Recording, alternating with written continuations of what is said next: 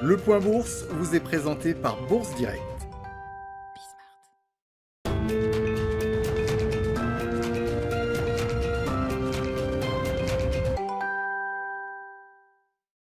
Tendance à la baisse à la mi-journée sur la place de marché parisienne. Les marchés accusent tout d'abord le coup de l'annonce de la prise de parole d'Emmanuel Macron demain soir. Une prise de parole du chef de l'État qui n'avait pas eu lieu depuis juin dernier, signe de la gravité de la situation sanitaire en France.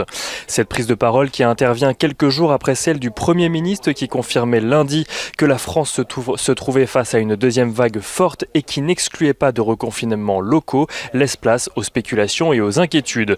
Certains membres du gouvernement laisse en effet entendre que parmi les mesures débattues par la majorité, les reconfinements locaux mais aussi l'application d'un couvre-feu dans certaines villes, notamment en Île-de-France, sont à l'ordre du jour.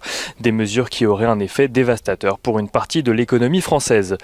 Emmanuel Macron doit d'ailleurs tenir un conseil de défense aujourd'hui mais assure pour le moment que son gouvernement veut à tout prix éviter un nouveau confinement généralisé.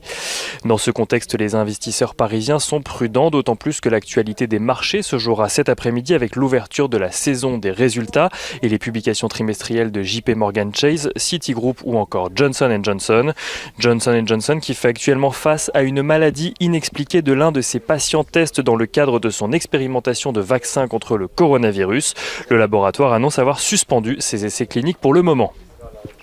Apple sera également suivi tout au long de la journée alors que l'inventeur de l'iPhone doit annoncer ce soir de nouvelles sorties et notamment présenter l'iPhone 12, le premier téléphone de la marque équipé pour la 5G. Et aux États-Unis, toujours, les avancées en matière de plan de relance limité sont légères mais continuent à alimenter les espoirs des investisseurs.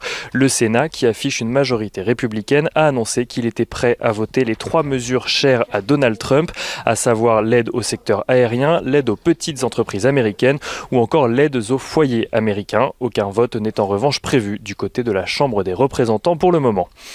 En Chine, à présent, les espoirs de voir Xi Jinping annoncer de nouvelles mesures favorisant l'ouverture de l'économie chinoise aux investisseurs étrangers ont permis aux places de marché chinoises de voir leur capitalisation boursière dépasser les 10 000 milliards de dollars hier, une première depuis 2015. Les marchés chinois qui clôturaient à l'équilibre ce matin. Et en Chine, toujours, les exportations grimpent de près de 10% sur un an en septembre, soit au niveau attendu par les économistes. Les importations s'envolent en revanche, attendues en hausse de 0,4%. Elles grimpent d'un peu plus de 13%. Un chiffre qui s'explique par d'importantes importations de produits agricoles suite aux inondations dans le pays, mais aussi par l'achat de biens liés aux technologies dans un contexte de guerre commerciale avec les États-Unis. La Chine, qui selon le Guardian, aurait également demandé à ses usines d'arrêter immédiatement l'importation de charbon australien. Retour à Paris à présent du côté des valeurs. Sanofi annonce que le Dupixent qu'il développe avec Regeneron pour traiter l'asthme sévère chez les enfants obtient des résultats probants en essais cliniques. Unibail-Rodamco annonce de son côté la cession d'un immeuble de bureau à des investisseurs institutionnels pour 620 millions d'euros. Airbus est tombé d'accord de son côté avec ses syndicats vis-à-vis de son plan de sauvegarde de l'emploi et Jefferies passe de sous-performance à conserver sur la valeur Technip FMC.